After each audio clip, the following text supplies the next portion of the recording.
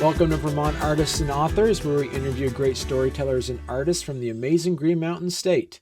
I'm your host, Barney Smith of Storycomic.com, and we're honored to have with us the nationally celebrated and award-winning children's book author and illustrator, Ashley Wolff. Perfect Ashley. pronunciation, Barney. Thank you. See? Yeah, look at that. See, and it's exciting to talk to you, and anybody that's actually watching this or listening to this, I guarantee if you have children in your home, I guarantee your bookshelf has one of Ashley's books on the shelf. It's interesting because some of your books started off as, some of them you've illustrated for, some of them you wrote and illustrated for, and also some of them you've done through printmaking, some of them you've done through watercolors. You've also done many different types of illustrations. Mm-hmm. So I started right after I graduated from art school. I went to San Francisco and lived there for a while, but then I really had the yen to put my illustration degree to work, and so I went back to New York and showed some of my printmaking work and other stuff, and got my first book contract.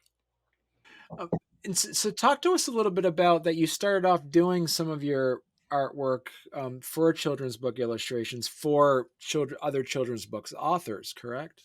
Well, I wrote and illustrated my first book. It was called A Year of Birds, and it did well. It did well enough to launch my career, and I've never looked back.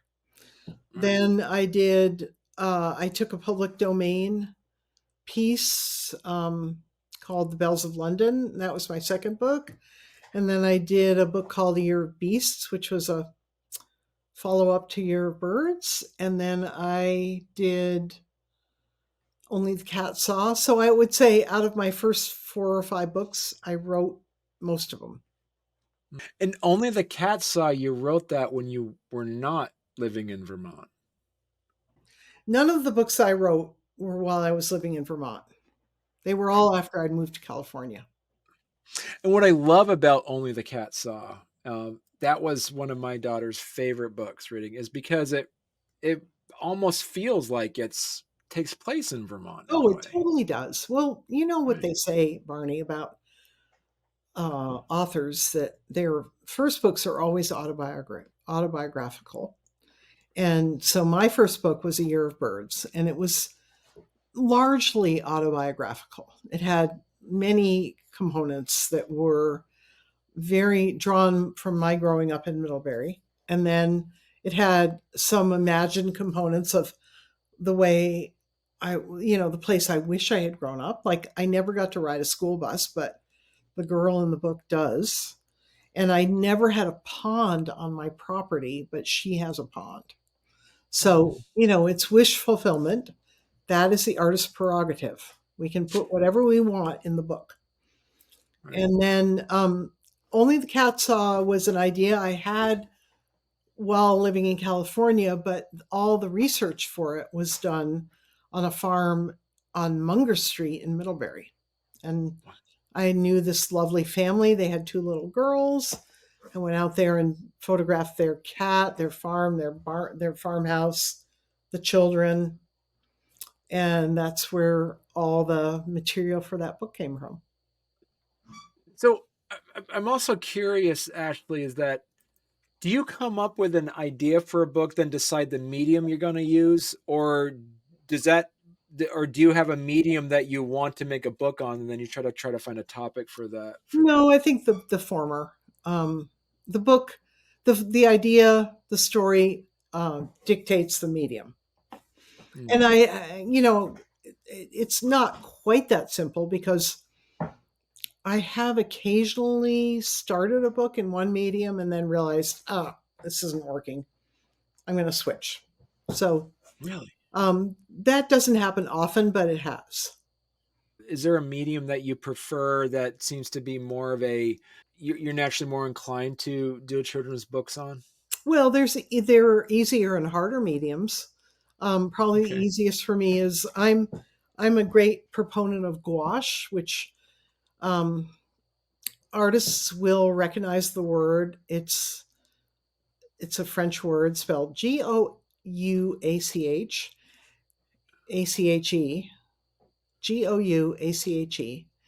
and it's pronounced like a G apostrophe WASH, gouache. And it's watercolor, but it has a lot of pigment in it.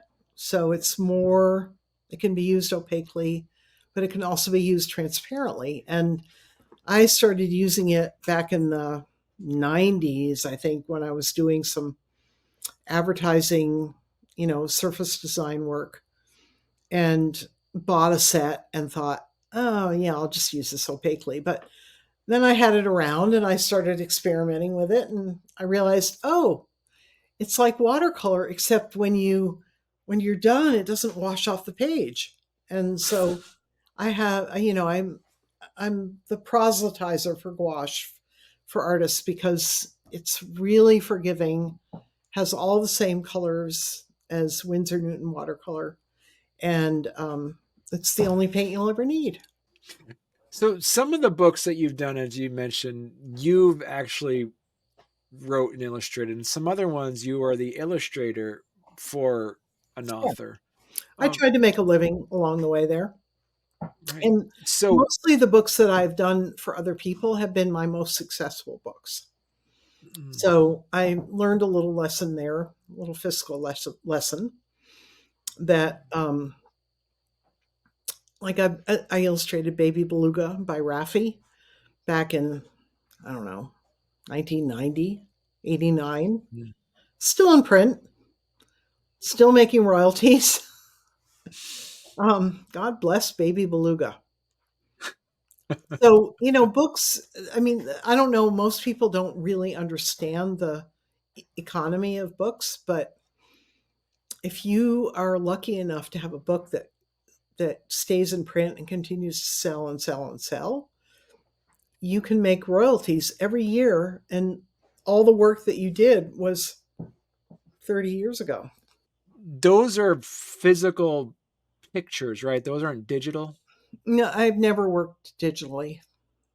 I Do mean, you? I should probably, but publishers are really perfectly fine with having you deliver work on paper. Right, They scan it and they kind of enjoy it, I think, as a novelty. right. I have a book, I just sent in a book 2 weeks ago that's all on paper. And yeah, there's one step in between, they're scanning it. But, you know, pixels are meant to be manipulated. And once they're created by scanning, they can be manipulated by the publishers as well as by me. Do you still retain the ownership of those physical illustrations? Yeah, every author does. I mean, or every Okay. illustrator. We own those under the, Library of Congress. Are you able then, as running, almost you running your own business in this sense as an artist, is that you're able to put those out and say like art shows Yeah. or sell those illustrations as well? Yeah, it's funny you should bring that up because I've just been corresponding with a museum in California that has been gifted 3 illustrations that I did back in the 90s, and they're like, "Oh, how are these done? What is the medium? Where are they from?" And I sold a lot of my work back then. Right.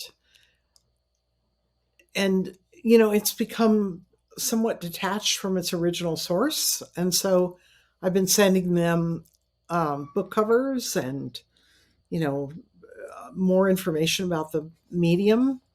So that's all to say that now I'm a lot less anxious to sell my work because I just feel like when a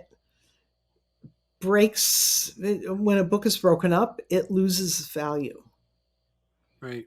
Even though, the illustrations aren't always, equally frameable, it's good to keep it together. So Right. that's what I do now. Oh, so you sell them all as like not as individual pieces, but as like a collection then. No, I just keep them. Oh, you just keep them. I'm not trying to profit from them at all at this point. Right, But I right. am thinking about, posterity, and I'm thinking about places where, you art illustrators and authors can donate artwork to several places around the country. There's a Right. place in Minnesota called the Curlin Collection, which is anxious to acquire everything, like not just artwork, but sketches and sketches and sketches and sketches and letters from your editor and letters from your art director. And those things used to be a thing. Like I did have letters. Now I don't have letters. I don't print out my emails. Mm, So all that discussion is done entirely in cyberspace. But right. um, and then there's a place called the DeGrummond, which is in Mississippi, and I teach children's lit and art and design at Hollins University, which is in Virginia, and they're talking about trying to create an archive. And there's a lot of artwork floating out there, and I don't know where it's going. Mm. I It's grown a lot since I started. So where have you seen the evolution of the children's books, the world of children's books? Well, I mean, I'm old enough so that when I started, it was I was told that I would have to pre-separate my art. And that was in the early 80s. And I was like, what?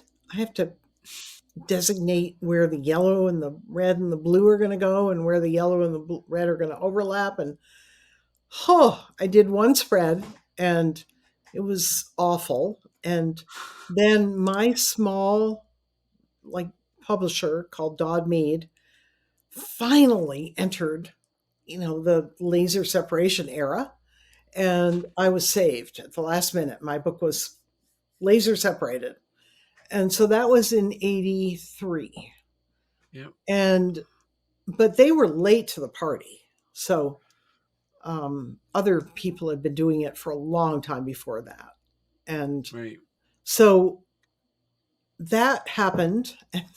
And then I don't know, it was just like a small world. It seemed big to me back then, but it was really small.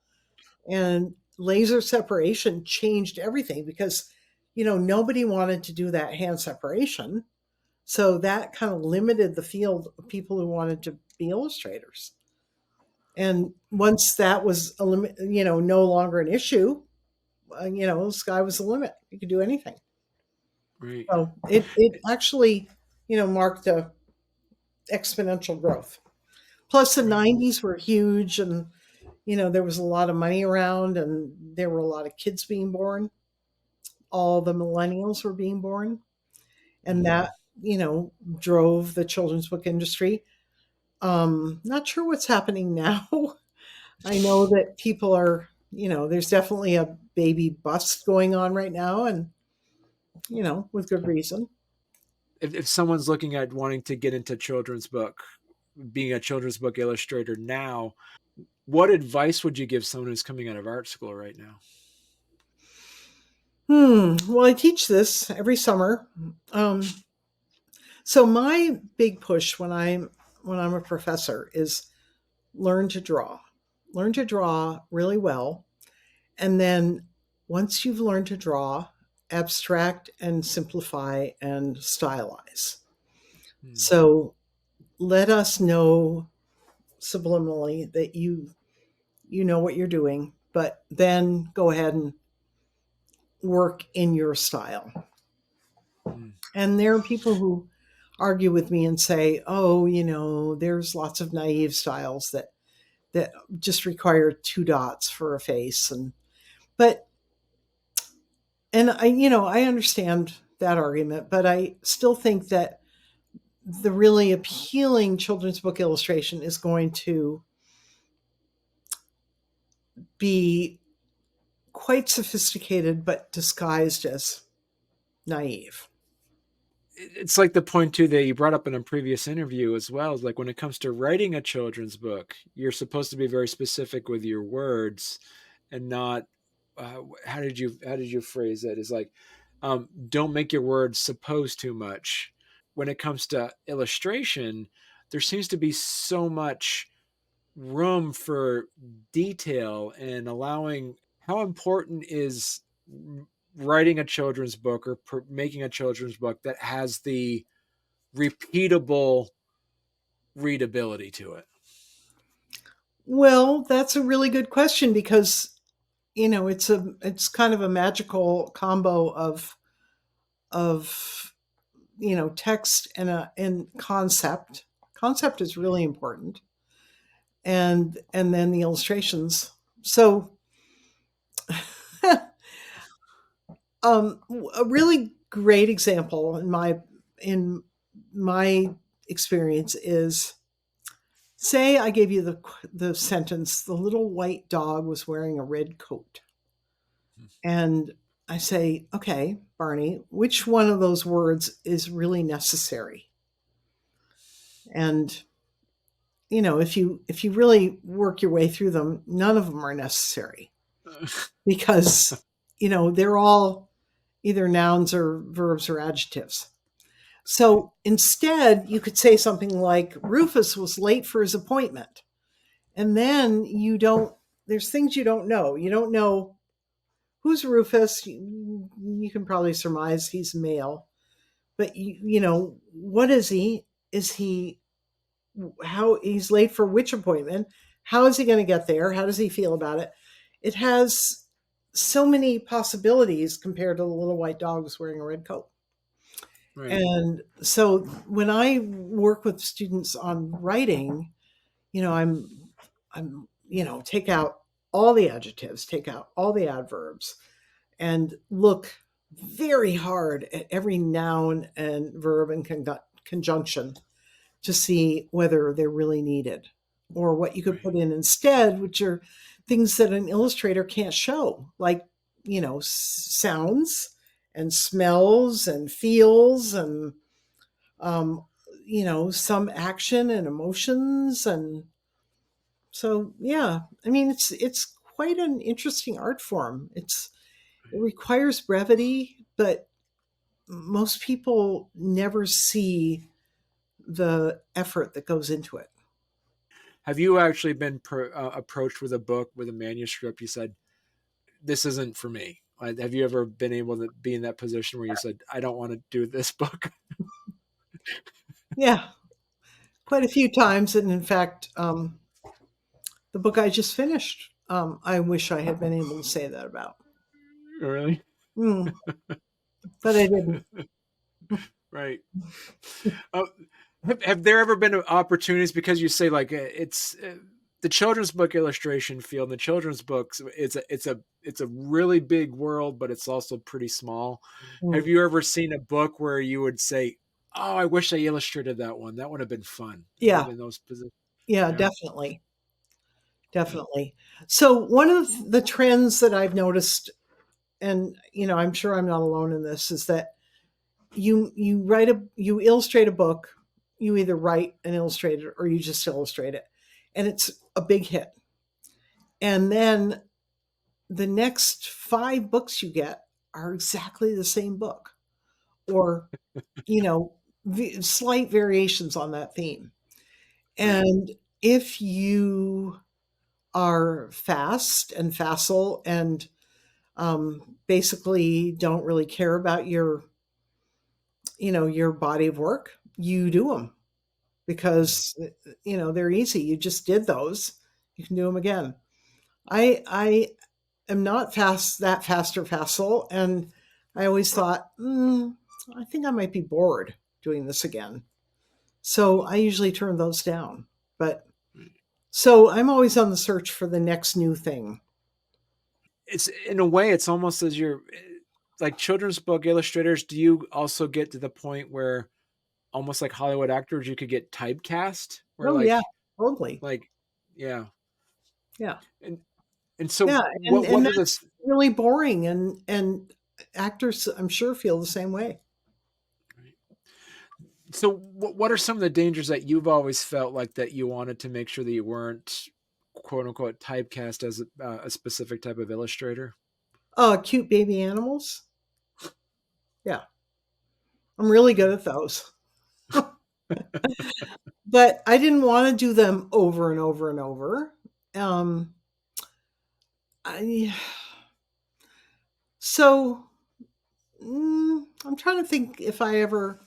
So I got rid of my second agent quite a few years ago, and I think that happens more when you have an agent because Hmm. they're showing your work to art directors, and the art directors know you for a certain style and subject matter, and they say, "Oh, I've got this manuscript. It would be perfect for this illustrator because look what she's done already." And Hmm. so I got fed up with that back in, I don't know, like 2011, and ditched my agent. And so I've been agentless ever since. And so far, so good. Right. So it's almost like kind of like being a free agent in that sense, where you Oh, can, yeah. Yeah. yeah. And scary. It has the scary parts too. Does this give you a bit more freedom to pursue not a style, but like a genre of children's book that you've always wanted to do as well? Yeah. But I have always done that. So I Right. think I was always a frustration to my agent. I kept certain publishers and editors apart from her. And it's hard for me to describe how the business side of publishing has affected me because it's not my favorite part of it at all. Right. If I could ignore the whole selling book side, I would be such a happy person. And I know that most people feel that way. I think Right. those of us who have success, it's usually an unexpected success. We didn't plan this. If we'd known that this combination of love and daddy and something in the title would be a success, everyone would be doing that. Right. Successes are rare. They're weird, and they are very dependent on what's happening culturally in the world and in parenting and childhood. So, who Right. would have predicted Harry Potter? Who would predict Where's Waldo? All these things sort of come out of the blue, and then Right. they blow up and become huge, and then they're gone. Right. And so you never know. I Right. so I never wanted to try to bank on that. I just went my own way and have had some big successes and some big duds. Right. So talk to us a little bit then, Ashley, about like your process. I mean, like, what's the day in the life of Ashley Wolff? How does that work? Well, I've always been self-employed since I was in my 20s. So I my favorite time to work is between about 3 and 9 at night. Wow. Okay. Um, for some reason, mornings are a good time for me to get other stuff done. And then, unfortunately, when you have children, those hours don't work for you at all. They That's when they get home from school, and you have to make dinner and then put them to bed. Right. So so I usually worked from 9 to 1, Wow. and also in the morning. Right. I always lived in a house or an apartment in San Francisco. I had a dog, and I had two little boys who went to school, and yeah, I got a lot done. I don't know Right. how. It's the You made ADD. time. It's the Yeah. ADD. You just Yeah. like, if you were to look at my desk right now, Barney, you might be a little shocked because I have a lot of different things going on, Right. and that's normal. I don't sit and work on one project. I have maybe four or five. So Ashley, if people want to, learn more about your books and learn more about you, where's the best place they could go to? Well, I have a website, ashleywolf.com, Mhm. because way back. I snagged that name, and nobody else has wanted it. Imagine. I know. And I am active on Instagram and Facebook, um, although pretty much just for fun. Right. I have an Etsy shop, so I've had that for a long time, and yeah, I sell a lot of stuff through that, mostly prints and not a whole lot of originals, but um, yeah, like that. I'm not super prolific when it comes to publicity. Mm. I don't. I I know that it's important, but I don't prioritize it. Going to your Etsy shop. So it's etsy.com/shop/Ashley Wolff art. Hmm. You're able to get some amazing pieces of artwork from an award-winning children's book illustrator. Absolutely, for those folks that might have somebody that might appreciate her style of art, this is going to be a great Christmas present. It's amazing. Look at that, and you get a lot of stuff here for sale. Yeah, because I'm really restless, and I'm always creating stuff. Oh yeah, so last year on January 1st, I got this crazy idea to do a year of birds. Wow. And my first book was called A Year of Birds, and it was published in '83. And I thought, um, all right, for 2022, I'm going to do A Year of Birds. Oh my God, it broke my neck. But I did it. I did 365 paintings of birds. Wow. Yeah, it was really something. I was obsessed with that. Right. But I don't think I would do that again. It was just too much. It just drove everything else out of my life. I divided it up into themes by month, and I had some really cool themes. Check out, yeah, go to ashleywolff.com, and there you have the link to your Instagram page, a link to all your books, Yeah. and also checking out going to your shop there that has your link to your Etsy page as well. Wow, that is a lot of Those artwork owls, yeah, there. Yeah, yeah. that's amazing. But there's some birds here that are not, you know, customer favorites. They're a little bit more obscure. Hmm. So um, all the Oh, easy they're ones are already beautiful. sold. Right. So I'm a printmaker. You can see that I do linoleum block prints. I've always done that. Many of my books have been illustrated with linoleum block prints. Wow. And I sometimes teach online. I'm teaching a class right now called Kitchen Table Printmaking, where I have a bunch of students who are all over the country, and they're learning to do linoleum block prints. Wow. And it's fun. Yeah, I Right. mean, COVID gave us some silver linings. It gave Right. us Zoom and remote teaching. Yeah, Yeah, you got your Miss Bindergarten. got some Miss Yep. Bindergarten stuff in there. Hmm. Yeah. Right. I'm kind of a border Beautiful. collie fanatic. Well, listen, Ashley, this was a genuine pleasure. I've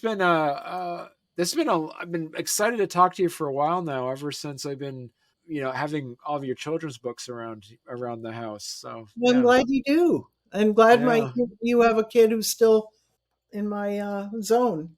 All right. Well, thank you so much, Ashley. Barney, it's been my pleasure. It's really fun to discover you. Coming back to Vermont has been, a great reunion with my past, and I'm happy to be here and to stay here.